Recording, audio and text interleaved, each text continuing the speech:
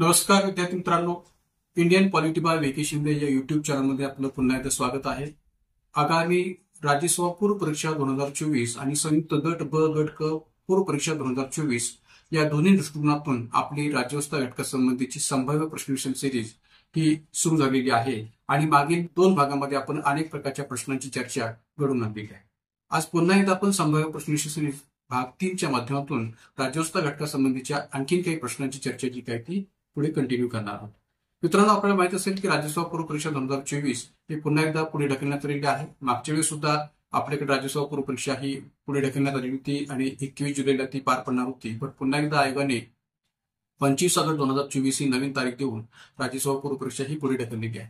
तर अशा या परीक्षा पुढे ढकलण्याचा किंवा पुढे जाण्याचा विचार अधिक न करता आपला अधिकाधिक फोकस जो आहे तो आपण अभ्यासावर केंद्रित करावा आणि आगामी राज्यसभा पूर्व परीक्षा असो किंवा संयुक्त पूर्व परीक्षा 2024 असो, या दोन्ही परीक्षांच्या हेतूने आपली तयारी जी काय आहे ती पुढे अशीच कंटिन्यू ठेवणं गरजेचं आहे. आपला मुख्य फोकस हा अभ्यासावर असणं गरजेचं आहे. तर मित्रांनो, आज या ठिकाणी संयुक्त गट ब गट क पूर्व परीक्षा 2024 असो किंवा राज्यसभा पूर्व परीक्षा 2024 असो, या दोन्ही अनुषंगाने आपली ही जी काही संभाव्य प्रश्नविषय सिरीजच्या भाग 3ची जी काही चर्चा आहे ती आपली सुरू होणार आहे आणि यामध्ये आपण या ठिकाणी पुन्हा एकदा राज्यव्यवस्था घटकासंबंधीच्या अनेक प्रश्नांची चर्चा करणार आहोत. तर आज आपल्या या भाग 3च्या अंतर्गत आपण पहिला प्रश्न पाहूया. पहिला प्रश्न या प्रकारचा आहे: खालीलपैकी कोणते विधान बरोबर नाही? अ. संसदेमध्ये प्रलंबित असलेले विधेयक सभागृहांची सत्र समाप्ती झाल्या कारणाने व्यपगत होणार नाही.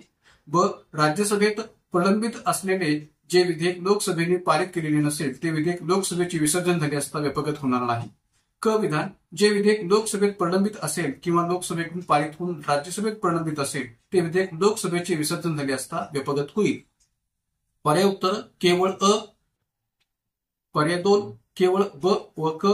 पर्याय 3 केवळ क आणि पर्याय 4 यापैकी एकही नाही.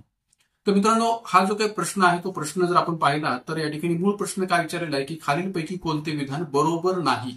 बरोबर नाही म्हणजेच काय, तर चुकीचे कोणते विधान आहे. या प्रश्नामधले कोणतं विधान चुकीचं आहे हे आपल्याला शोधायचंय. तो विचारत असताना बरोबर नाही असा उल्लेख केलेला आहे. बरोबर नाही याचा अर्थच आपण कसा घ्यायचा आहे, तर कोणतं विधान चुकीचं आहे. तर या 3 विधानांकडे पाहिल्यानंतर आपल्याला चटकन आठवलं पाहिजे की या तिन्ही विधानांचा संबंध नेमक्या कोणत्या संकल्पनेशी जोडला गेलेला आहे भारतीय राज्यघटनेमध्ये. तर मित्रांनो, हा प्रश्न संयुक्त पूर्व परीक्षेला असो किंवा संयुक्त मुख्य परीक्षेला असो किंवा राज्यसभा पूर्व परीक्षेला असो बऱ्याच वेळा विचारला गेलेला आहे. कधी तो संसदेच्या प्रश्नात विचारलेला आहे, कधी तो राज्य विधिमंडळाच्या प्रश्नात विचारलेला आहे. तर त्यामुळे आपल्याला चटकन आठवलं पाहिजे किंवा हा प्रश्न नेमक्या कोणत्या संकल्पनेशी संबंधित आहे भारतीय राज्यघटनेमध्ये. तर हा प्रश्न भारतीय राज्यघटनेमध्ये वैधानिक कार्यपद्धती, मग ती संसदेत चालणारी वैधानिक कार्यपद्धती असू द्या किंवा राज्य विधिमंडळाच्या स्तरावर चालणारी वैधानिक कार्यपद्धती असू द्या, या वैधानिक कार्यपद्धतीच्या दृष्टिकोनातून असणारा हा प्रश्न आहे. आणि आपल्याला त्याबरोबर हेही आठवलं पाहिजे या तिन्ही विधानांचा संदर्भ भारतीय राज्यघटनेमध्ये कोणत्या कलमांशी जोडला गेलेला आहे किंवा कोणत्या कलमांतर्गत या तिन्ही विधानांची तरतूद आपल्याला पाहायला मिळते. तर भारतीय राज्यघटनेमध्ये जी काही संवैधानिक कार्यपद्धती किंवा वैधानिक कार्यपद्धतीचा उल्लेख केलेला आहे, तर त्या वैधानिक कार्यपद्धती अंतर्गत कलम 107.3, 107.4 आणि कलम 107.5 या 3 कलमांशी या तिन्ही विधानांचा संबंध आपण जोडू शकतो. कारण की या तिन्ही विधानांशी संबंधित असणाऱ्या तरतुदी या एक प्रकारे प्रश्नामध्ये दिलेली आहेत किंवा या तिन्ही कलमातल्या ज्या काही तरतुदी आहेत त्या प्रश्नामध्ये दिलेल्या आहेत असं म्हणायला काय हरकत नाही. मग आता अ जे विधान आहे की संसदेमध्ये प्रलंबित असलेले विधेयक सभागृहांची सत्र समाप्ती झाल्या कारणाने व्यपगत होणार नाही. म्हणजे एखादं विधेयक किंवा कोणतंही विधेयक हे अधिवेशन संपण्यामुळे, सत्र समाप्ती होणे म्हणजे काय, तर अधिवेशन संपणे. तर एखादं विधेयक किंवा कोणतंही विधेयक जर संसदेमध्ये प्रलंबित आहे, पेंडिंग आहे आणि जर का अधिवेशन संपण्यामुळे ते रद्द होतं का किंवा एक प्रकारे ते नष्ट होतं का, तर तसं काही होणार नाही. व्यपगत होणार नाही याचा अर्थ कसा घ्यायचा आहे की ते नष्ट होणार नाही किंवा ते रद्द होणार नाही किंवा ते एक प्रकारे निरसित होणार नाही असा त्याचा आपल्याला मराठीमध्ये अर्थ घ्यायचा आहे. तर मग आता एक लक्षात घ्या की पहिलं जे विधान दिलेलं आहे ते पूर्णतः बरोबर आहे. कलम 107.3 मधल्या तरतुदीचा विचार करता हे पहिलं विधान जे काय ते पूर्णतः बरोबर आहे की संसदेमध्ये प्रलंबित असलेले विधेयक सभागृहांची सत्र समाप्ती झाल्या कारणाने व्यपगत होणार नाही किंवा ते नष्ट होणार नाही. आपल्याकडे महिला आरक्षण विधेयक हे कित्येक वेळा मांडलं गेलेलं आहे किंवा लोकपाल लोकायुक्त विधेयक सुद्धा कित्येक वेळा मांडलं गेलेलं होतं. म्हणजे वेगवेगळ्या प्रकारच्या अधिवेशनांमध्ये हे दोन्ही विधेयकं मांडली गेली होती, वारंवार विधेयकं ही मांडली गेलेली होती. याचा अर्थ काय होतो की जरी या ठिकाणी अधिवेशन संपलेलं असलं तरी एखादं विधेयक किंवा कोणतंही विधेयक या ठिकाणी वारंवार आपल्याला त्या अधिवेशनामध्ये मांडता येतं. सत्र समाप्ती झाल्या कारणाने ते नष्ट होत नाही असं त्याचा अर्थ घेणं बरोबर आहे. आपण जर महिला आरक्षण विधेयकाचा जर विचार केला तर 106वी घटनावस्ती आपल्याकडे 2023 मध्ये घेऊन आलेली आहे आणि त्या माध्यमातून लोकसभा आणि विधानसभांच्या स्तरावर महिलांना एक प्रकारे 1/3 आरक्षण किंवा 33% आरक्षण जे काय ते प्राप्त झालेलं आहे. तर हे जे विधेयक महिला आरक्षण विधेयक आहे, ज्याला आपण नारी शक्ती वंदन विधेयक असं म्हणू शकतो, तर एक प्रकारे या विधेयकाला कित्येक वेळा संसदेच्या अंतर्गत मांडलं गेलं होतं. म्हणजे 1996, 1998, 1999, 2002, 2003 किंवा 2009, 10 अशा वेगवेगळ्या कालखंडामध्ये हे विधेयक वारंवार अधिवेशनांतर्गत मांडलं गेलं होतं. पण काही ना काही कारणास्तव ते मंजूर होऊ शकलं नाही. पण शेवटी अखेर 2023 मध्ये मोदी सरकारच्या कालखंडात हे विधेयक मंजूर झालं आणि 106वी घटनावस्ती घेऊन आलेली आहे. तर त्यामुळे कोणतंही विधेयक आपल्याकडे सत्र समाप्ती झाल्या कारणाने व्यपगत होणार नाही हे म्हणणं बरोबर आहे. ब विधान, राज्यसभेत प्रलंबित असलेले जे विधेयक लोकसभेने पारित केलेले नसेल आणि ते विधेयक लोकसभेचे विसर्जन झाले असता व्यपगत होणार नाही. आता बाकी ब विधान जे काय आहे ते कलम 107(4)च्या तरतुदीतून सुद्धा बरोबर आहे. का तर राज्यसभेत प्रलंबित असलेले म्हणजे राज्यसभेमध्ये पेंडिंग असलेले विधेयक लोकसभेने पारित केलेलं नसेल, म्हणजे लोकसभेने मंजूर केलेलं नसेल, म्हणजे ते ना राज्यसभेत मंजूर झालेलं आहे ना ते लोकसभेत पारित झालेलं आहे किंवा मंजूर झालेलं आहे, ते कोणत्याही सभागृहात मंजूर झालेलं नाहीये, असं विधेयक लोकसभेचे विसर्जन झाले असता व्यपगत होणार नाही. म्हणजे एक प्रकारे या ठिकाणी लोकसभा विसर्जित झाली म्हणून ते व्यपगत होईल का, तर होणार नाही, कारण की ते कोणत्याही सभागृहामध्ये पारित झालेलं नाही किंवा मंजूर झालेलं नाहीये. म्हणून लोकसभा जरी विसर्जित झाली तरी सुद्धा ते नष्ट होणार नाही, रद्द होणार नाही किंवा निरसित होणार नाही.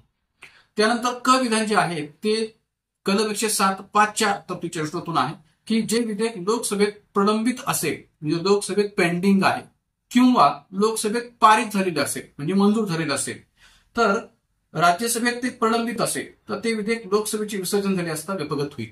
म्हणजे आता बाकी इथं क विधानामध्ये असणारी जी काही कंडिशन आहे ती वेगळी आहे की लोकसभेकडून पारित होऊन म्हणजे लोकसभेकडून मंजूर होऊन जर ते राज्यसभेत पेंडिंग असेल तर ते विधेयक लोकसभेचे विसर्जन झाले असता व्यपगत होईल.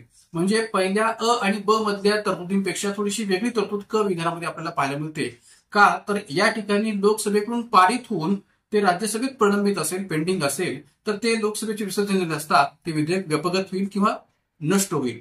का, कारण की जी काही नवीन लोकसभा अस्तित्वात येणार आहे त्या नवीन लोकसभेत पुन्हा ते पारित होणं अपेक्षित आहे, मंजूर होणं अपेक्षित आहे आणि त्यामुळे या ठिकाणी ऑब्व्हियसली जे काही हे विधेयक आहे ते लोकसभेचे विसर्जन झाले असता नष्ट होईल किंवा व्यपगत होईल असं म्हणणं सुद्धा बरोबर आहे. आणि म्हणून या ठिकाणी भारतीय राज्यघटनेतल्या कलम 107(3), कलम 107(4) आणि कलम 107(5) मधल्या तरतुदीचा विचार करता या ठिकाणी हे तिन्ही विधाने बरोबर आहेत हे म्हणायला जागा उरते. आणि म्हणून या ठिकाणी या प्रश्नाचं उत्तर आपल्याला सांगता येईल पर्याय क्रमांक 4 यापैकी एकही नाही.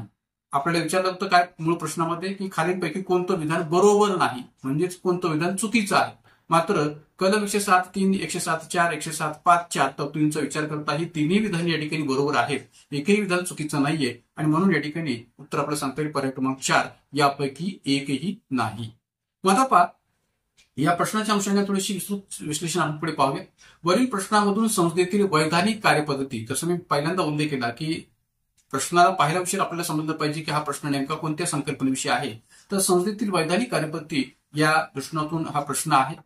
कोणतेही विधेयक संसदेच्या दोन्ही सभागृहात मंजूर झाले पाहिजे, कारण की जोपर्यंत संसदेच्या स्तरावर किंवा संसदेच्या दोन्ही सभागृहांच्या स्तरावर ते विधेयक मंजूर होत नाही तोपर्यंत त्या विधेयकाला राष्ट्रपतीकडे मंजुरीसाठी पाठवता येत नाही. आणि म्हणून कोणतंही विधेयक संसदेच्या दोन्ही सभागृहात मंजूर झालं पाहिजे, कारण की तीच आपल्याकडे वैधानिक कार्यपद्धती आहे भारतीय राज्यघटनेमध्ये स्पष्ट केलेली. आणि वरील प्रश्नातील सर्व विधाने भारतीय राज्यघटनेतील कलम 107(3), 107(4) आणि कलम 107(5) यानुसार संसदेतील वैधानिक कार्यपद्धतीबाबत बरोबर आहेत. म्हणजे तिन्ही विधाने बरोबर आहेत या तिन्ही कलमातील तरतुदीच्या अनुषंगाने.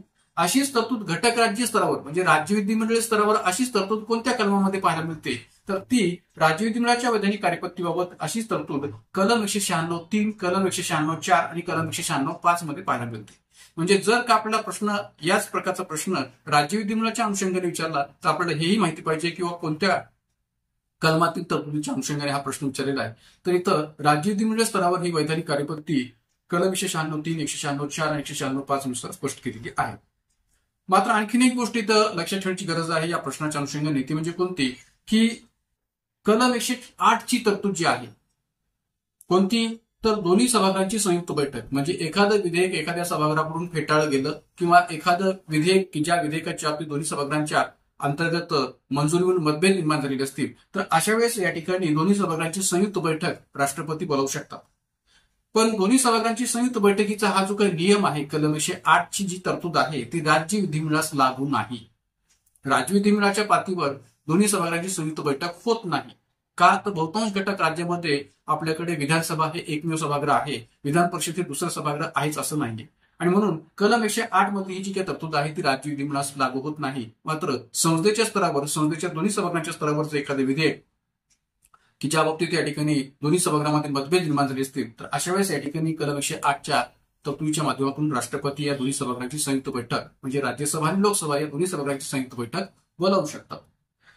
पण कलम 108 ची ही जी काही तरतूद आहे ती केवळ संसदेच्या वैधानिक कार्यवाही पद्धतीमध्येच लागू होते, ती राज्य विधिमंडळाच्या पातळीवर लागू होत नाही. ही पण बाब आपण चांगल्या पद्धतीने लक्षात ठेवू. जाऊया पुढच्या प्रश्नाकडे. पुढचा प्रश्न पहा काय, लोकसभेच्या सभापती संदर्भात खालीलपैकी कोणती विधाने बरोबर आहेत? लोकसभेच्या सभापती संदर्भात खालीलपैकी कोणती विधान किंवा विधाने बरोबर आहेत? ए विधान, राष्ट्रपतींची मर्जी असेपर्यंत ते पदावर राहू शकतात.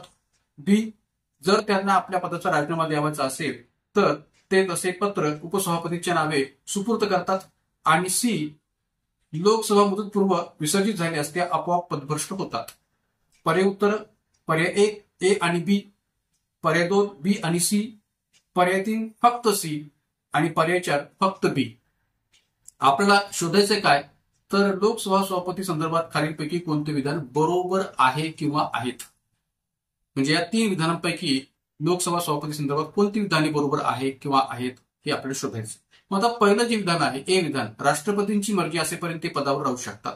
तर मित्रांनो एक लक्षात घ्या की या ठिकाणी लोकसभा सभापती किंवा लोकसभा अध्यक्ष जे असतात ते लोकसभेचे सदस्य असतात आणि त्यामुळे त्यांचा कार्यकाल हा लोकसभा सभागृहाप्रमाणेच किंवा लोकसभा सदस्यांप्रमाणेच 5 वर्षांचा असतो आणि त्यामुळे राष्ट्रपतीची मर्जी असेपर्यंत ते पदावर राहू शकतात असं म्हणणं अयोग्य आहे. हा, या ठिकाणी आपण असं म्हणू शकतो की एक प्रकारे मंत्री परिषदेतील जे काही मंत्री आहेत की ज्यांच्या बाबतीत हे विधान आपण म्हणू शकतो किंवा लागू होऊ शकतं की राष्ट्रपतीची मर्जी असेपर्यंत ते पदावर राहू शकतात, हे मंत्री परिषदेच्या बाबतीत आपण लागू करू शकतो. पण लोकसभा सभापतीच्या बाबतीत तसं आपण लागू करू शकत नाही. त्यामुळे हे विधान जे काय आहे ते चुकीचं आहे की लोकसभा सभापती राष्ट्रपतीची मर्जी असेपर्यंत पदावर राहू शकतात असं म्हणणं चुकीचं आहे. त्यानंतर बी विधान, जर त्यांना आपल्या पदाचा राजीनामा द्यावायचा असेल तर ते तसे पत्र उपसभापतीच्या नावाने सुपूर्द करतात. तर ऑब्व्हियसली या ठिकाणी भारतीय राज्यघटनेतल्या कलम 94च्या तरतुदीचा विचार करता हे विधान बरोबर आहे की जर त्यांना आपल्या पदाचा राजीनामा द्यायचा असेल तर ते तसे पत्र उपसभापतींच्या नावाने सुपूर्द करतात. हे विधान बरोबर आहे. बी विधान कलम 94च्या तरतुदीचा विचार करता बरोबर आहे. त्यानंतर सी विधान की लोकसभा मुदतपूर्व विसर्जित झाल्यास ते आपोआप पदभ्रष्ट होतात. लोकसभा मुदतपूर्व विसर्जित झाल्यास ते आपोआप पदभ्रष्ट होतात हे देखील विधान सी विधान चुकीचं आहे. का? तर आपल्याकडे भारतीय राज्यघटनेमधल्याच कलम 94च्या तरतुदीचा विचार जर केला तर लोकसभा अध्यक्षपद हे नवीन लोकसभा निवडून आल्यानंतर त्या नवीन लोकसभेच्या पहिल्या बैठकीपर्यंत किंवा पहिल्या सभेपर्यंत ते आपल्या पदावर कायम असतात. यामुळे या ठिकाणी लोकसभा मुदतपूर्व विसर्जित झाल्यास ते आपोआप पदभ्रष्ट होतात हे म्हणणं चुकीचं आहे. म्हणजे लोकसभा मुदतपूर्व बरखास्त झाली काय किंवा विसर्जित झाली काय किंवा लोकसभेचा 5 वर्षांचा कार्यकाल संपल्यानंतर ती विसर्जित झाली काय, आपल्याकडे एक प्रकारे जे काही लोकसभा सभापती पद आहे ते लोकसभा सभापती पद नवीन लोकसभा अस्तित्वात आल्यानंतर त्या नवीन लोकसभेची पहिली सभा होईपर्यंत हे पद जे काय आहे ते कायम राहतं असं म्हणणं योग्य आहे. आणि म्हणून या ठिकाणी एक प्रकारे भारतीय राज्यघटनेतल्या कलम 94च्या तरतुदीचा विचार करता सी देखील विधान जे काय ते चुकीचं आहे की लोकसभा मुदतपूर्व विसर्जित झाल्यास ते आपोआप पदभ्रष्ट होतात हे विधान चुकीचं आहे. मग आता आपल्याला काय विचारलं होतं की खालीपैकी कोणतं विधान बरोबर आहे, तर फक्त बी हे विधान बरोबर आहे. ए आणि सी हे दोन्ही विधान चुकीचे आहेत आणि म्हणून या ठिकाणी आपल्याला या प्रश्नोत्तर सांगता येईल पर्याय क्रमांक 4 फक्त बी. या प्रश्नोत्तर आहे पर्याय क्रमांक 4 फक्त बी. मग आता पुढे आपण थोडंसं विश्लेषण पाहूया की भारतीय राज्यघटनेच्या कलम 94 बी नुसार तरतूद काय. जसं मी मगाशी म्हटलं की या संदर्भांचा किंवा विधानांचा संबंध भारतीय राज्यघटनेतल्या कलम 94शी आहे. तर या कलम 94 मध्ये तरतुदीचा संदर्भ इथं आपण थोडासा पाहूया की कलम 94 बी की ज्यामध्ये तरतूद काय दिली आहे की जर त्यांना म्हणजे लोकसभा सभापतींना आपल्या पदाचा राजीनामा द्यावायचा असेल तर ते तसे पत्र उपसभापतींच्या नावाने सुपूर्द करतात. म्हणजे बी जे विधान आहे प्रश्नातलं ते कलम 94 बी नुसार या ठिकाणी बरोबर आहे. की जर का लोकसभा सभापतींना आपल्या पदाचा राजीनामा द्यावाचा असेल तर ते तसं पत्र उपसभापतींच्या नावाने सुपूर्द करतात. हे बी विधान ऑब्व्हियसली बरोबर आहे. कलम 94B तरतुदीचा विचार करतात. राहिला प्रश्न कलम 94C चा. तर आता कलम 94C नुसार घटनेत तरतूद काय की लोकसभा मुदतपूर्व विसर्जित झाल्यास विसर्जनानंतर होणाऱ्या लोकसभेच्या पहिल्या सभेच्या लगतपूर्वीपर्यंत लोकसभा मुदतपूर्व विसर्जित झाल्यास विसर्जनानंतर होणाऱ्या पहिल्या लोकसभेच्या लगतपूर्वीपर्यंत अध्यक्षाला आपले पद रिक्त करता येणार नाही. अध्यक्षाला आपले पद रिक्त करता येणार नाही म्हणजेच एक प्रकारे लोकसभा अध्यक्षपद हे कायम राहील किंवा त्या पदावर ती व्यक्ती कायम राहील या विसर्जनानंतर होणाऱ्या पहिल्या लोकसभेच्या सभेच्या लगतपूर्वीपर्यंत. म्हणजे एक प्रकारे जी काही लोकसभा विसर्जित झालेली आहे तर त्या विसर्जनानंतर होणाऱ्या लोकसभेच्या पहिल्या बैठकीपर्यंत पहिल्या सभेपर्यंत या ठिकाणी अध्यक्षांना आपले पद कायम ठेवता येईल किंवा आपले पद रिक्त करता येणार नाही. ही कलम 94C मधली तरतूद आपल्याला सांगता येईल. आणि त्यानंतर कलम 94C नुसारच आणखीन एक तरतूद आपल्याला सांगता येते ती म्हणजे कोणती की लोकसभा अध्यक्षाला लोकसभेच्या त्यावेळच्या सर्व सदस्यांच्या बहुमताने म्हणजे लोकसभा अध्यक्षाला पदावरून बडतर्फ करण्यासंबंधीची जी तरतूद आहे ती कलम 94C मध्ये नमूद केलेली आहे की लोकसभा अध्यक्षाला लोकसभेच्या त्यावेळच्या सर्व सदस्यांच्या बहुमताने पारित झालेल्या लोकसभेच्या ठरावाद्वारे त्याच्या पदावरून दूर करता येईल. लोकसभा अध्यक्षाला लोकसभेच्या त्यावेळच्या सर्व सदस्यांच्या बहुमताने पारित झालेल्या लोकसभेच्या ठरावाद्वारे त्याच्या पदावरून दूर करता येईल. म्हणजे एक प्रकारे राष्ट्रपतींची मर्जी असेपर्यंत ते पदावर राहतात असं म्हणणं या कलम 94C तरतुदीचा विचार करता या ठिकाणी चुकीचं आहे ते मान्य करता येईल. कारण की आपण प्रश्नामध्ये जो काही ए पर्याय पाहिलेला होता त्यात राष्ट्रपतींची मर्जी असेपर्यंत असा उल्लेख केलेला आहे तर तो याकरता चुकीचा आहे कारण की लोकसभा अध्यक्षांना लोकसभेचे सदस्यच पदावरून बडतर्फ करू शकतात ते कलम 94C तरतुदीच्या अनुषंगाने. तर त्यामुळे या ठिकाणी या संबंध विश्लेषणाचा विचार करता या ठिकाणी या प्रश्न उत्तर आपल्याला सांगता येईल पर्याय क्रमांक 4 की फक्त बी विधान जे काय ते बरोबर आहे. लोकसभा सभापती संदर्भाचा प्रश्न पाहिल्यानंतर प्रश्न क्रमांक 3 पण पाहूया आपण. प्रश्न क्रमांक 3 विधान ए काही विशिष्ट परिस्थितीमध्ये राज्यसभेत कोणत्याही विषयावर कायदा करण्याचा अधिकार घटनेने संसदेला दिला आहे. कारण बी राष्ट्रीय आणीबाणीच्या अंमलबजावणीच्या काळात संसद राज्यसभेतील कोणत्याही विषयावर कायदा करू शकते. पर्याय 1 ए आणि आर दोन्ही बरोबर आहेत आणि आर हे ए चे योग्य स्पष्टीकरण आहे. पर्याय 2 ए आणि आर दोन्ही बरोबर आहेत परंतु आर हे ए चे योग्य स्पष्टीकरण नाही. पर्याय 3 ए बरोबर आहे पण आर चुकीचे आहे. पर्याय 4 ए चुकीचे आहे पण आर बरोबर आहे. तर मित्रांनो या ठिकाणी या प्रश्नाकडे पाहिल्यानंतर आपल्याला हे लक्षात आलं पाहिजे की हा प्रश्न केंद्र राज्य संबंधांच्या प्रश्नातून विचारला गेला आहे. विशेषतः केंद्र राज्य कायदेशीर संबंधांच्या प्रश्नातून असणारा हा प्रश्न आहे असं म्हणायला काही हरकत नाही. कारण की या ठिकाणी जी काही विधान आणि कारण दिले गेलेलं आहे तर या विधान आणि कारणाचा संबंध ऑब्व्हियसली केंद्र राज्य कायदेशीर संबंधातून आपल्याला सांगता येतो. तर मग आता पहा की विधान ए जे दिलेलं आहे की काही विशिष्ट परिस्थितीमध्ये राज्यातील कोणत्याही विषयावर कायदा करण्याचा अधिकार घटनेने संसदेला दिला आहे. तर विधान ए बरोबर आहे. का बरोबर आहे कारण की आपल्याकडे जे काही भारतीय संघराज्य भारतीय राज्यघटनेमध्ये स्वीकारले गेलेलं आहे ते भारतीय संघराज्य हे केंद्र सरकारकडे झुकलेलं आहे आणि त्यामुळे वेगवेगळ्या परिस्थितीमध्ये विशिष्ट परिस्थितीमध्ये केंद्र सरकार किंवा संसद जी आहे ती राज्यातील विषयावर कायदा करण्याचा अधिकार ठेवू शकते असं म्हणणं बरोबर आहे. आणि म्हणून काही विशिष्ट परिस्थिती म्हणजे कोणत्या परिस्थिती तर एक प्रकारे आणीबाणी कालखंडामध्ये राज्यातील विषयावर कायदा करण्याचा अधिकार संसद विचारात घेऊ शकते किंवा दोनपेक्षा अधिक घटक राज्यांनी किंवा घटक राज्य विधिमंडळाने तशी विनंती संसदेने केलेली असेल तर त्यावेळेस या ठिकाणी संसद राज्यातील विषयावर कायदा करू शकते किंवा आंतरराष्ट्रीय करारांची किंवा परराष्ट्रावर केलेल्या करारांची घटक राज्य पातळीवर या ठिकाणी अंमलबजावणी घडवून आणायची असेल किंवा त्याच्या पालनासाठी सुद्धा एक प्रकारे संसद जी काही राज्यातील विषयावर कायदा करू शकते. तर त्यामुळे भारतीय राज्यघटनेतल्या कलम 249, 250, 252 आणि कलम 253 या सबंध कलमातल्या ज्या काही विशिष्ट परिस्थितींचा संदर्भ जर आपण लक्षात घेतला तर या ठिकाणी राज्यातील कोणत्याही विषयावर कायदा करण्याचा अधिकार घटनेने संसदेला दिला आहे असं म्हणणं बरोबर आहे. कारण की कलम 249 नुसार राज्यसभा सभागृहामध्ये 2/3 बहुमताने ठराव पास करून राष्ट्रीय विषयावर कायदा करण्याचा अधिकार संसदेला प्रदान करू शकते आणि संसद राष्ट्रीय हिताच्या दृष्टीकोनातून तसा कायदा करू सुद्धा शकते. तर त्यामुळे या ठिकाणी विधान ए जे आहे ते बरोबर आहे. कारण बी जो उल्लेख केलेला आहे की राष्ट्रीय आणीबाणीच्या अंमलबजावणीच्या काळात संसद राज्यातील कोणत्याही विषयावर कायदा करू शकते तर कारण बी सुद्धा बरोबर आहे की एक प्रकारे राष्ट्रीय आणीबाणी अंमलबजावणीच्या काळात म्हणजे कलम 250 नुसार जी काही तरतूद या ठिकाणी केंद्राच्या कायदेशीर संबंधामध्ये केलेली आहे की घटक राज्य स्तरावर जर राष्ट्रपती राजवट लागू केलेली असेल, अदरवाईज पूर्ण देशपातळीवर जर आणीबाणी घोषित केलेली असेल, तर अशा परिस्थितीमध्ये एक प्रकारे संसद राजवट विषयावर कायदा करू शकते, राजवट कोणत्याही विषयावर कायदा करू शकते हे म्हणणं सुद्धा बरोबर आहे कलम 250च्या तरतुदीचा विचार करता. मग आता पहा की विधान ए बरोबर आहे, कारण बी पण बरोबर आहे, पण कारण विधानाचे योग्य स्पष्टीकरण आहे का, तर कारण विधानाचे योग्य स्पष्टीकरण नाहीये. त्यामुळे या ठिकाणी उत्तर आपल्याला सांगता येईल पर्याय क्रमांक 2 की ए आणि आर दोन्ही बरोबर आहेत, पण आर हे ए चे योग्य स्पष्टीकरण नाहीये. ए आणि आर दोन्ही बरोबर आहेत, पण आर हे ए चे योग्य स्पष्टीकरण नाहीये. हा पर्याय क्रमांक 2 जो आहे तो या प्रश्न उत्तर म्हणून आपल्याला सांगता येईल. असं का, तर काही विशिष्ट परिस्थितीमध्ये राष्ट्रातील कोणत्याही विषयावर कायदा करण्याचा अधिकार घटनेने संस्थेला दिलेला आहे. तो संस्थेला का दिला गेलेला आहे किंवा तो केंद्र सरकारकडे या ठिकाणी का दिला गेलेला आहे, त्याचं कारण असं आहे की एक प्रकारे आपल्याकडचं जे भारतीय राज्यघटनेमध्ये स्वीकारलेलं संघ राज्य आहे ते केंद्र सरकारकडे झुकलेलं आहे. भारतीय राज्यघटनेच्या अंतर्गत भारतीय संघ राज्याचं जे स्वरूप आहे ते केंद्राकडे अधिकाधिक झुकलेलं आहे, केंद्र सरकारला अधिकाधिक अधिकार देऊ केलेले आहेत आणि त्यामुळे काही विशिष्ट परिस्थितीमध्ये केंद्र सरकार किंवा संसद जी आहे ती राज्यातील कोणत्याही विषयावर कायदा करू शकते असं म्हणणं बरोबर आहे. म्हणून खरं कारण काय, तर भारतीय संघराज्य हे केंद्र सरकारकडे झुकलेलं आहे हे त्याचं या ठिकाणी त्या विधानाचं कारण म्हणून सांगता येतं, न की या ठिकाणी आणीबाणी कालखंडामध्ये राज्यातील विषयावर कायदा करू शकते हे कारण सांगता येईल. म्हणून या ठिकाणी कारण विधानाचं योग्य स्पष्टीकरण नाहीये हे इथं आपल्याला सांगता येईल.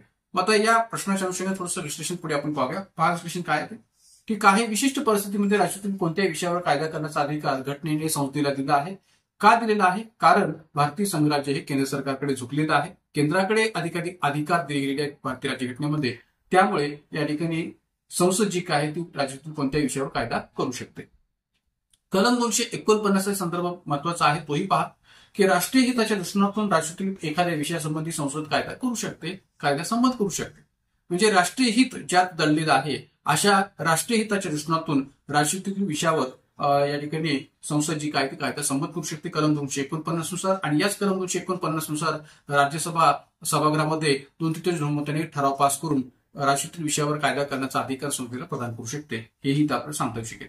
तर त्याचबरोबर कलम 250 मध्ये तरतूद काय आहे की संपूर्ण देशासाठी वा घटक राज्यात राष्ट्रपती राजवट घोषित केलेली असेल, म्हणजे संपूर्ण देशपातळीवर राष्ट्रपती राजवट घोषित केलेली असेल अथवा घटक राज्यात राष्ट्रपती राजवट घोषित केलेली असेल, तर अशा परिस्थितीमध्ये संसदेला राज्यातील कोणत्याही विषयासंबंधी कायदा करण्याचा अधिकार प्राप्त होतो. ही कलम 250च्या संदर्भाचा विचार करता बरोबर आहे. त्यानंतर कलम 252चा जर संदर्भ आपण पाहिला तर काय म्हटलेलं आहे की 2 किंवा 2 पेक्षा अधिक घटक राज्यांच्या विधिमंडळांनी आपल्या विधिमंडळात तसा ठराव पास केला. कसा, की संसदेने राज्यातील विषयावर कायदा करावा असा जर ठराव पास केला आणि तशी विनंती जर या ठिकाणी संसदेला त्यांनी केलेली असेल तर संसद त्या विनंतीनुसार कायदा करते.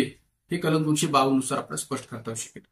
त्यानंतर कलम 253 नुसार केंद्र सरकारने परराष्ट्रांशी काही करार संधी तह केलेले असतील तर अशा या तह करार यांच्या पालनासाठी कुठं घटक राज्य पातळीवर त्याच्या पालनासाठी आवश्यकता वाटल्यास राज्यातील विषयासंबंधी कायदा करण्याचा अधिकार संसदेला प्राप्त होतो.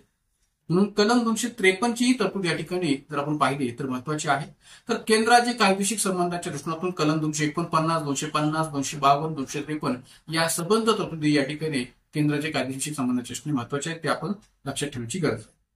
तर या ठिकाणी या संबंध विश्लेषणाचा विचार करता प्रश्नाचं उत्तर आपल्याला सांगता येईल पर्याय क्रमांक 2 की विधान आणि कारण दोन्ही बरोबर आहेत, पण कारण हे विधानाचे योग्य स्पष्टीकरण नाही.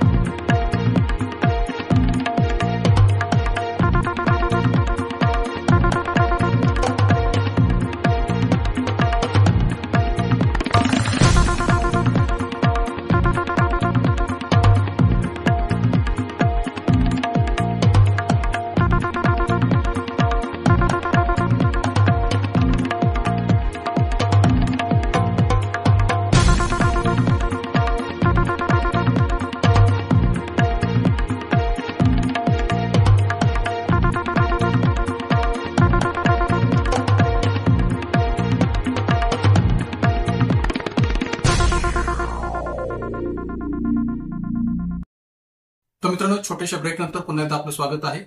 पुन्हा एकदा आपण आपल्या संभाव्य प्रश्नोत्तर सिरीजच्या या भाग 3 मधल्या प्रश्नांना पुढे कंटिन्यू करूया. हा प्रश्न, सार्वजनिक लेखा समितीबाबत खालीलपैकी कोणते विधान किंवा विधाने चुकीचे आहे किंवा आहेत? प्रश्न काय पहा, सार्वजनिक लेखा समितीबाबत खालीलपैकी कोणते विधान किंवा विधाने चुकीचे आहे किंवा आहेत? अ विधान, 1921 मध्ये या समितीची स्थापना झाली. ब, या समितीवर 1950 पर्यंत कार्यपालिकेचा एक सभासद नेमला जात होता. क, सुरुवातीला या समितीमध्ये 15 सभासद होते व ते 15 सभासद लोकसभेतील होते. ड, 1954 मध्ये या समितीची सभासद संख्या 22 झाली, ज्यात 15 लोकसभेतील तर 7 राज्यसभेतील सभासद आहेत. पर्याय उत्तरे: पर्याय 1 फक्त ड, पर्याय 2 फक्त अ, पर्याय 3 अ आणि ब, पर्याय 4 सर्व पर्याय बरोबर आहेत. तर मित्रांनो, हा जो काही प्रश्न आहे तो पूर्णतः फोकस केलेला आहे तो सार्वजनिक लेखा समिती किंवा लोक लेखा समितीच्या अनुषंगाने. मग आता पहा, या ठिकाणी जसं मी मागाशी वैधानिक कार्यपद्धतीविषयीचा एक प्रश्न सांगितला होता, तसंच पुन्हा एकदा या ठिकाणी संस्थेशी संबंधित पण संस्थेच्या समित्यांशी संबंधित असणारा प्रश्न इथे स्पष्ट केलेला आहे. मित्रांनो, एक लक्षात घ्या की राज्यसभा पूर्व परीक्षा असो, मुख्य परीक्षा असो, संयुक्त गट ब, गट क, पूर्व किंवा मुख्य परीक्षा असो, या प्रत्येक एक्झाम मध्ये आपल्याला आयोगाकडून जे प्रश्न विचारले जातात त्या प्रश्नांमध्ये वैधानिक कार्यपद्धतीच्या विषयीच्या प्रश्नांविषयी किंवा संस्थीय समित्यांच्या प्रश्नांविषयी आपली जी काही तयारी आहे ती कमी असते. आणि बऱ्याच वेळा संस्थीय समित्याविषयीचे प्रश्न असो किंवा वैधानिक कार्यपद्धतीविषयीचे प्रश्न असो किंवा संस्थेत वापरल्या जाणाऱ्या विभिन्न संस्थीय तंत्रांविषयीचे प्रश्न असो, हे आपले वारंवार चुकतात. आणि त्यामुळे या ठिकाणी माझा भर असा असतो किंवा प्रत्येक एक प्रकारे संभाव्य प्रश्नोत्तर सिरीजमध्ये अशा प्रकारच्या प्रश्नांना अधिकाधिक प्राधान्य द्यावं. तर या ठिकाणी मी सार्वजनिक लेखा समिती, की जी एक संस्थीय समिती आहे, विशेषतः आपण संस्थेच्या स्तरावर जर पाहिलं तर संस्थीय समित्यांची 3 भागामध्ये विभागणी करता येते: सर्वसाधारण समित्या, विधी समित्या आणि वित्तीय समित्या. तर त्या पातळीवर वित्तीय समितीशी संबंधित असणारा हा प्रश्न आहे की जो सार्वजनिक लेखा समिती किंवा एक प्रकारे लोक लेखा समितीशी संबंधित असणारा प्रश्न आहे. तर एकंदरीत या 4 विधानांच्या माध्यमातून सार्वजनिक लेखा समितीविषयीची कोणती विधाने चुकीची आहेत हे आपल्याला शोधायचं आहे. मग आता पहा की अविधान, 1921 मध्ये या समितीची स्थापना झाली. ब्रिटिश कालखंडामध्ये 1921 अंतर्गतच सार्वजनिक लेखा समितीची स्थापना झाली होती, हे म्हणणं बरोबर आहे. त्यामुळे अविधान जे काय आहे ते बरोबर आहे. ब, या समितीवर 1950 पर्यंत कार्यपालिकेचा एक सभासद नेमला जात होता. म्हणजे ब्रिटिश कालखंडामध्ये असं म्हटलं तरी चालेल. 1950 पर्यंत म्हणजे ब्रिटिश कालखंडाच्या असण्यापर्यंत किंवा 1950च्या आधीपर्यंत या समितीवर, सार्वजनिक लेखा समितीवर कार्यपालिकेचा एक सभासद नेमला जात होता. मग या कार्यपालिकेचा एक सभासद नेमण्यामुळे सरकारच्या खर्चावर टीका करता येत नव्हती असं म्हटलं तरी चालेल.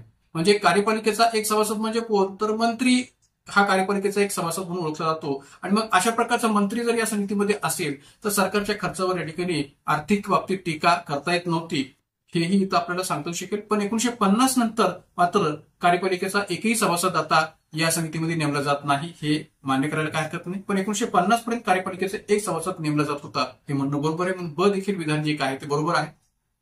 क विधान, सुरुवातीला या समितीमध्ये 15 सभासद होते व ते सर्व 15 सभासद लोकसभेतलेच होते. तर हेही विधान या ठिकाणी क विधान बरोबर आहे की ज्यावेळेस या ठिकाणी सार्वजनिक लेखा समिती निर्माण झाली तर सुरुवातीला या समितीमध्ये 15 सभासद होते आणि ते सर्वचे सर्व सभासद लोकसभेचेच होते, हे बरोबर आहे. आणि त्याला जोडून ड जे विधान आहे की हे सभासद संख्या पुन्हा केव्हा वाढली, तर 1954 मध्ये या समितीची सभासद संख्या ही 22 झाली आणि ज्यात 15 लोकसभेतील तर 7 राज्यसभेचे सभासद आहेत, की जे आजही आपल्याला पाहायला मिळतात या 22 संख्येच्या दृष्टीने. त्यामुळे 1954 मध्ये हा बदल करण्यात आला आणि या समितीची सभासद संख्या 22 करण्यात आली, की ज्यात 15 लोकसभेतले आणि 7 राज्यसभेतले सभासद आज देखील आपल्याला पाहायला मिळतात. तर त्यामुळे ही 4ही विधाने या ठिकाणी बरोबर आहेत. सार्वजनिक लेखा समितीच्या दृष्टीने एकही विधान चुकीचं आहे असं म्हणता येणार नाही. आणि म्हणून या ठिकाणी या प्रश्नोत्तर सांगता येईल पर्याय क्रमांक 4 सर्व पर्याय बरोबर आहेत. सर्व पर्याय बरोबर आहेत हे या प्रश्नोत्तर सांगता येईल पर्याय क्रमांक 4. या प्रश्नाच्या अनुषंगाने थोडीशी विस्तृत विश्लेषण, विस्तृत माहिती पुढे आपण पाहूया. सार्वजनिक लेखा समितीला लोक लेखा समिती किंवा सार्वजनिक हिशोब समिती याही नावाने ओळखलं जातं. मित्रांनो, आपल्याला हे माहिती असू की पब्लिक अकाउंट कमिटी या समितीला लोक लेखा समिती, सार्वजनिक हिशोब समिती किंवा सार्वजनिक लेखा समिती अशा वेगवेगळ्या नावाने ओळखलं जातं. 1921 मध्ये या समितीची स्थापना झाली. सुरुवातीस या समितीवर कार्यपालिकेचा एक सभासद नेमला जायचा. पण यामुळे घडायचं काय, तर या समितीला सरकारच्या आर्थिक व्यवहारांवर किंवा सरकारकडून केल्या जाणाऱ्या आर्थिक बाबतीच्या खर्चावर टीका करता येत नसे. जे ब्रिटिश कालखंडाच्या पातळीवर आपण विचार जर केला तर सरकारच्या आर्थिक व्यवहारावर टीका करता येत नसे, का तर कार्यपालिकेचा एक सभासद या समितीमध्ये नेमला जायचा म्हणून. मात्र 1950 मध्ये कार्यपालिकेचा एक सभासद या समितीवर नेमण्याची पद्धत बंद झाली आणि आज देखील आपल्याकडे कार्यपालिकेचा कोणताही मंत्री किंवा सभासद या समितीचा सभासद असत नाही, हे लक्षात घेण्याची गरज आहे. म्हणून 1950 मध्ये कार्यपालिकेचा एक सभासद या समितीवर नेमण्याची पद्धत बंद झाली हे सांगता येऊ शकेल. त्याचबरोबर या समितीमध्ये सुरुवातीस 15 सभासद होते आणि हे 15 सभासद लोकसभा सभागृहातून निवडले जात असत, हे सुद्धा बरोबर आहे. मात्र 1954 मध्ये या समितीच्या सभासद संख्येत वाढ करण्यात आली आणि या समितीत सध्या एकूण 22 सभासद आहेत, की ज्यापैकी 15 सभासद लोकसभेकडून तर 7 सभासद हे राज्यसभेकडून निवडले जातात. सार्वजनिक लेखा समितीच्या सर्व सभासदांची निवड ही प्रमाणशीर प्रतिनिधित्वाच्या एकल संक्रमणी मतदान पद्धतीनुसार लोकसभा आणि राज्यसभेतील सदस्य करतात. म्हणजे ही पण बाब आपण चांगल्या पद्धतीने लक्षात ठेवा की या समितीमधल्या सदस्यांची जी काही निवड आहे ती दोन्ही सभागृहांच्या सदस्यांच्या माध्यमातून प्रमाणशीर प्रतिनिधित्वाच्या आधारावर एकल संक्रमणी मतदान पद्धतीनुसार केली जाते. भारतात या समितीचे अध्यक्षपद सुरुवातीला सत्ताधारी पक्षाकडे होते. म्हणजे अध्यक्षपद जे काय आहे ते सत्ताधारी पक्षाकडे या समितीचं असायचं. मात्र 1967 पासून ही पण पद्धत बंद झालेली आहे. 1967 पासून हे अध्यक्षपद आता विरोधी पक्षाकडे दिले जात आहे. कधी? 1967 पासून. तर त्यामुळे 1967 मध्ये मीनू मसानी हे स्वतंत्र पक्षाचे नेते हे विरोधी पक्षातील सदस्य अध्यक्ष झाले होते.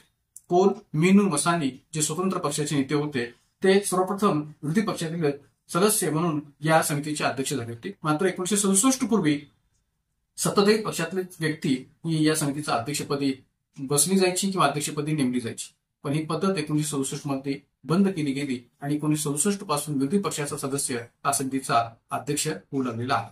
मित्रांनो, ब्रिटनमध्ये सुद्धा या समितीचा अध्यक्ष हा विरोधी पक्षाच्या पातळीवरचा सदस्य असतो, हेही इथं लक्षात ठेवा. आणि म्हणून आपण तीच पद्धत आपल्याकडे सुद्धा स्वीकारलेली आहे. फक्त उशिराने आपण ती स्वीकारली. 1967 मध्ये ही पद्धत आपण स्वीकारलेली आहे. तर या ठिकाणी या संबंध विश्लेषणाचा विचार करता या प्रश्नोत्तर आपल्याला सांगता येईल पर्याय क्रमांक 4 सर्व पर्याय बरोबर आहेत.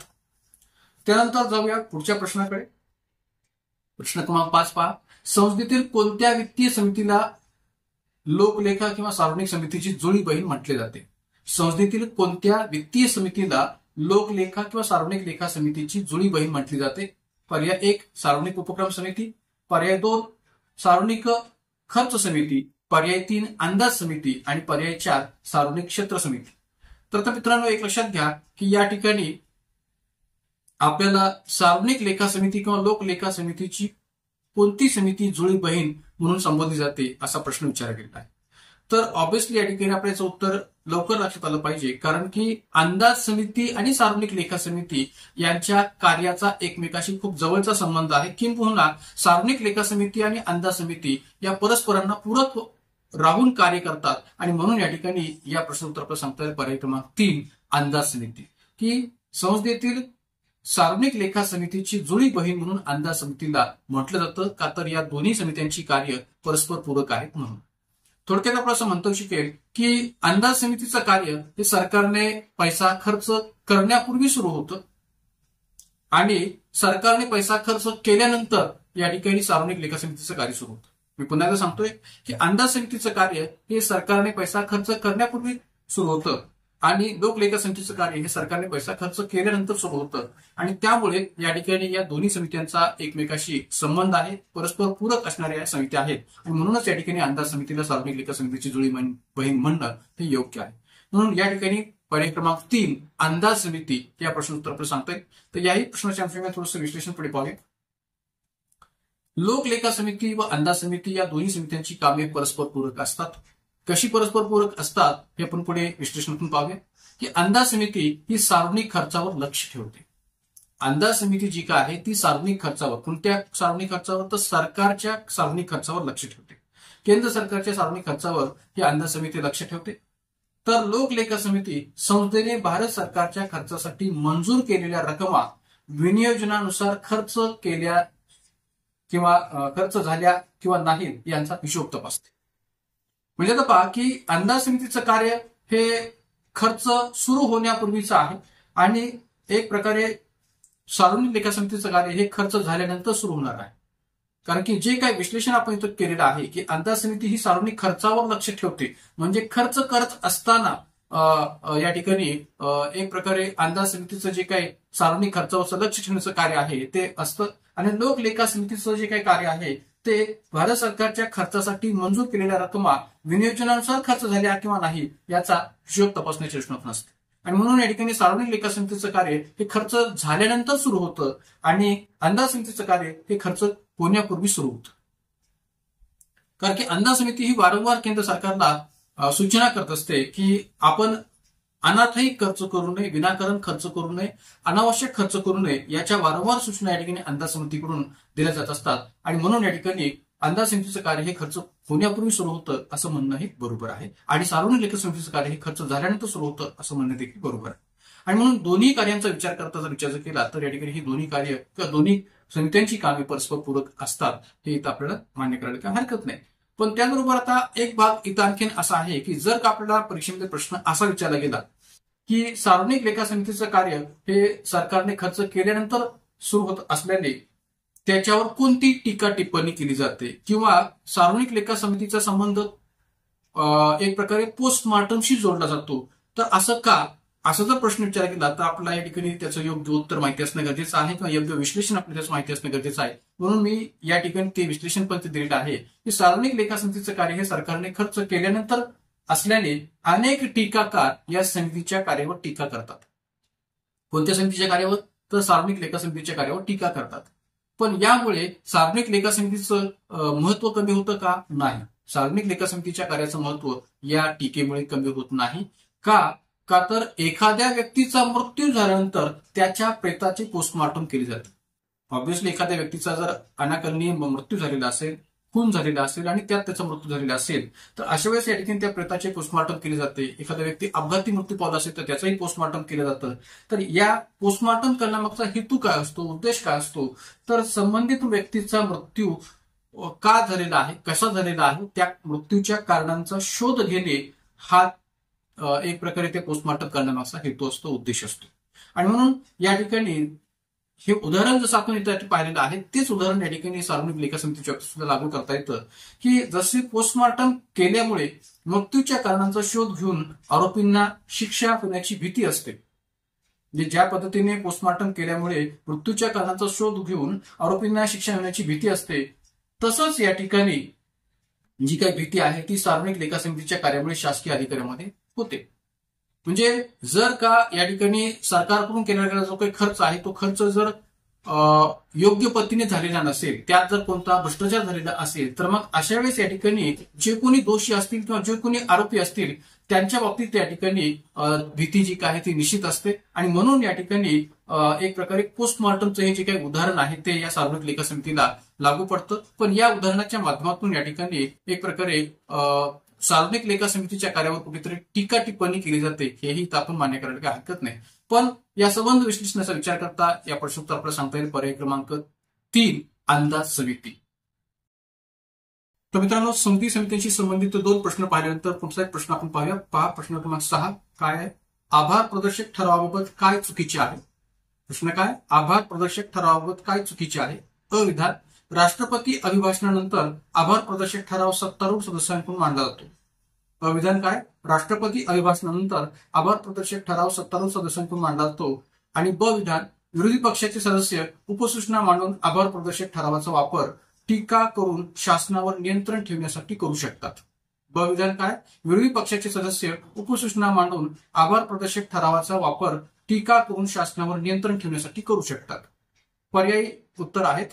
पर्याय 1 केवळ अ, पर्याय 2 केवळ ब, पर्याय 3 न अ न ब, पर्याय 4 अ व ब दोन्ही. तर मित्रांनो, या ठिकाणी प्रश्न आपल्याला जो विचारलेला आहे तो एका संसदीय तंत्राविषयी विचारलेला प्रश्न आहे. मित्रांनो, आजच्या या व्हिडिओमध्ये मी तुम्हाला वैधानिक कार्यपद्धतीविषयी सुद्धा प्रश्न सांगितलेले आहेत. त्याचबरोबर संसदीय समित्यांच्या बाबतीत सुद्धा, विशेषतः वित्तीय समित्यांच्या बाबतीत प्रश्न सांगितलेले आहेत. आणि त्याचबरोबर आणखीन एक प्रश्न सांगतोय की जो संसदीय तंत्राशी संबंधित आहे.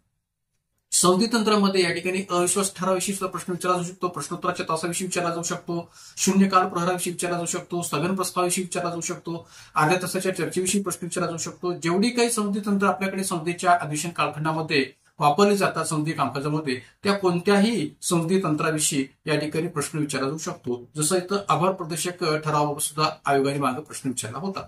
तर या आभार प्रदर्शक ठराव या संसदीय तंत्राच्या रचनातून कोणते विधान चुकीचे आहे किंवा काय चुकीचे आहे या दोन विधानांपैकी हे आपल्याला इथं शोधायचे.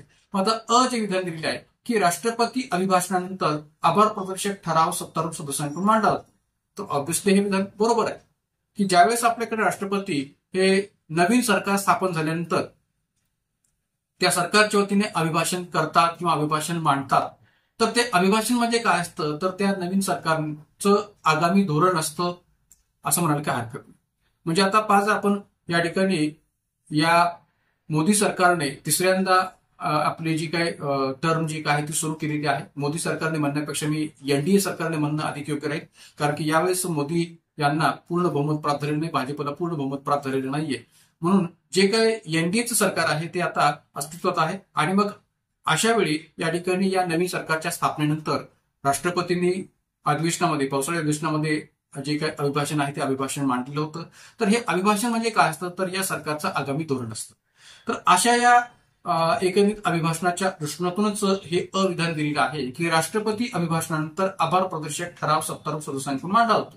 तर राष्ट्रपती जेव्हा या संसदेच्या स्तरावर या ठिकाणी हे अभिभाषण मांडतात तेव्हा राष्ट्रपतींनी मांडलेल्या अभिभाषणाचा आभार दृष्टिकोनातून जो काही प्रस्ताव आहे ते सत्तारूढ सदस्यांकडून मांडला जात असतो हे म्हणणं बरोबर आहे. म्हणजे राष्ट्रपतींनी सरकारच्या वतीने मांडलेलं हे अभिभाषण हे एक प्रकारे सरकारचं आगामी धोरण आहे आणि या राष्ट्रपतींनी मांडलेल्या अभिभाषणाबद्दल आम्ही त्यांचे आभार मानतो. या अर्थाने सत्तारूढ सदस्यांकडून हा आभार प्रदर्शक ठराव जो आहे तो राष्ट्रपतींच्या अभिभाषणाच्या हेतूने मांडला जातो. म्हणून अविधान जे काय आहे ते बरोबर आहे. ब विधान जे आहे की विरोधी पक्षाचे सदस्य उपसूचना मांडून आभार प्रदर्शक ठरावाचा वापर टीका करून शासनावर नियंत्रण ठेवण्यासाठी करू शकतात. आता पहा की सत्तारूढ सदस्यांकडून राष्ट्रपतींनी मांडलेल्या अभिभाषणाबद्दल आभार मांडणं किंवा आभार प्रदर्शक प्रस्ताव मांडणं हे साहजिक आहे, बरोबर आहे. का तर या ठिकाणी राष्ट्रपतींनी मांडलेले ते अभिभाषण असतं म्हणून. पण विरोधी पक्षांकडून याबाबत टीका टिप्पणी होऊ शकते का, तर निश्चितच होऊ शकते. का तर विरोधी पक्षांच्या माध्यमातून सदस्य जे काय आहेत, विरोधी पक्षाचे सदस्य जे काय आहेत ते उपसूचना मांडून आभार प्रदर्शक ठरावाचा वापर म्हणजे सत्तारूढ सदस्यांकडून मांडल्या गेलेल्या या आभार प्रदर्शक ठरावाचा वापर टीका करून शासनावर नियंत्रण ठेवण्यासाठी करतात. म्हणजे आभार प्रदर्शक प्रस्ताव जो काय आहे ते असं संसदीय तंत्र आहे की जे सरकारवर टीका करण्यासाठी सुद्धा विरोधी पक्षांकडून वापरलं जातं. म्हणजे प्रश्नोत्तराच्या तासाच्या द्वारे या ठिकाणी जसं विरोधी पक्ष सरकारवर नियंत्रण ठेवतं, स्थगन प्रस्तावाद्वारे नियंत्रण ठेवतं, अविश्वास ठरावाद्वारे नियंत्रण ठेवतं किंवा इतर जी काही संसदीय तंत्र आहेत त्या संबंध तंत्रांद्वारे नियंत्रण ठेवतं, तसंच आभार प्रदर्शक ठरावाद्वारे सुद्धा विरोधी पक्ष जे काय आहे ते सरकारवर नियंत्रण ठेवत असतात. त्या आभार प्रदर्शक ठरावाच्या माध्यमातून टीका टिप्पणी करून राष्ट्रपतींनी मांडलेल्या अभिभाषणात जे विषय नाहीयेत अशा विषयांचा उल्लेख करून राष्ट्रपतींच्या अभिभाषणामध्ये जे विषय नाहीयेत अशा विषयांचा उल्लेख करून एक प्रकारे विरोधी पक्षाचे सदस्य जे काय आहेत ते सरकारच्या या धोरणावर टीका टिप्पणी करत असतात किंवा आभार प्रदर्शक ठरावाच्या माध्यमातून सरकारवर नियंत्रण ठेवण्याचा प्रयत्न करत असतात. आपल्याला माहित असेल की या ठिकाणी एक प्रकारे एनडीए सरकारने म्हणजे आता नुकतंच या ठिकाणी नवीन स्थापन झालेल्या एनडीए सरकारने राष्ट्रपतींच्या माध्यमातून जे काही अभिभाषण मांडलं आणि या अभिभाषणाच्या अंतर्गत कोणत्याही पातळीवर नीट परीक्षेसंबंधीचा जो काही घोटाळा झाला किंवा युजीसी नेट परीक्षेच्या अंतर्गत जो काही गैरप्रकार झाला किंवा इतरही अनेक परीक्षांच्या पातळीवरचे जे काही आपल्याकडे घोटाळे होत चाललेले आहेत तर त्याचा जर विचार केला तर या ठिकाणी या शिक्षणविषयक बाबतीत किंवा एकंदरीत या ठिकाणी या परीक्षांच्या गैरव्यवहारांच्या बाबतीत या राष्ट्रपतींनी केलेल्या अभिभाषणामध्ये मुद्दा उपस्थित केला गेलेला नव्हता आणि म्हणून या ठिकाणी सबंध विरोधी पक्षांनी किंवा सबंध एक प्रकारे काँग्रेसच्या नेत्यांनी या अभिभाषणावर टीका टिप्पणी केलेली होती आभार प्रदर्शक ठरावाच्या माध्यमातून, हे आपण संसदेच्या पावसाळी अधिवेशनाच्या कामकाजामध्ये पाहिलं असेल. तर त्यावरून आपल्याला हे ऑब्व्हियसली मान्य करायला काही हरकत नाही की ब जे विधान आहे ते बरोबर आहे की विरोधी पक्षाचे सदस्य उपसूचना मांडून आभार प्रदर्शक ठरावाचा वापर टीका करून शासनावर नियंत्रण ठेवण्यासाठी करत असतात. हे ब देखील विधान बरोबर आहे.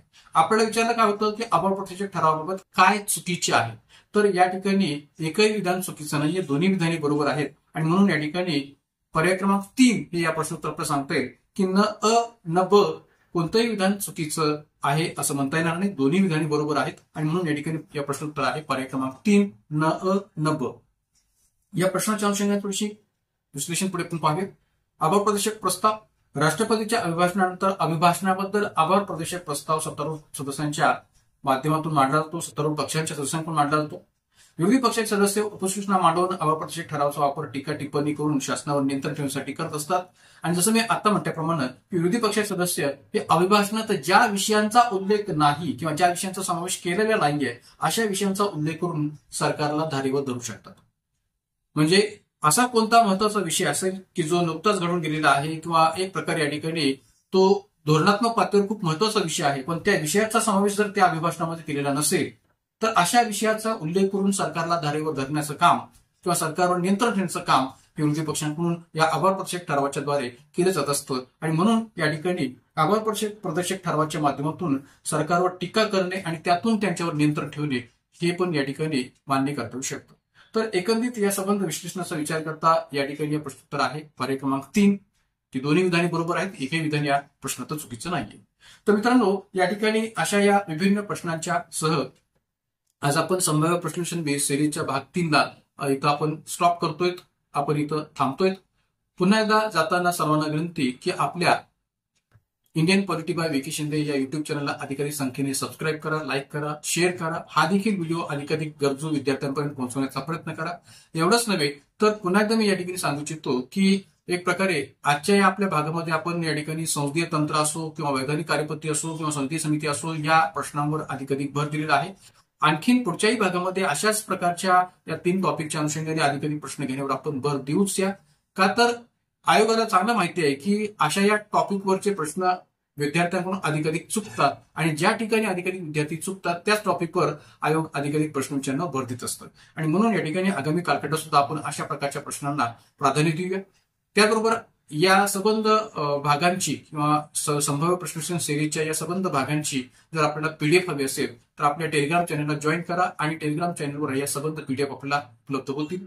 भाग 1, 2 या दोन्ही भागांच्या पीडीएफ मी आपल्या टेलिग्राम चॅनलवर टाकलेले आहेत. Indian polity bye Vicky Shinde हे आपलं टेलिग्राम चॅनल आहे. हे सर्च करण्यासाठी आपण @polityforyou या लिंकचा वापर करून हे चॅनल सर्च करू शकता आणि टेलिग्राम चॅनलवरून आपल्या संबंध भागांच्या पीडीएफ प्राप्त करू शकता. तर आजच्या या व्हिडिओमध्ये आपण इथं थांबूयात. धन्यवाद.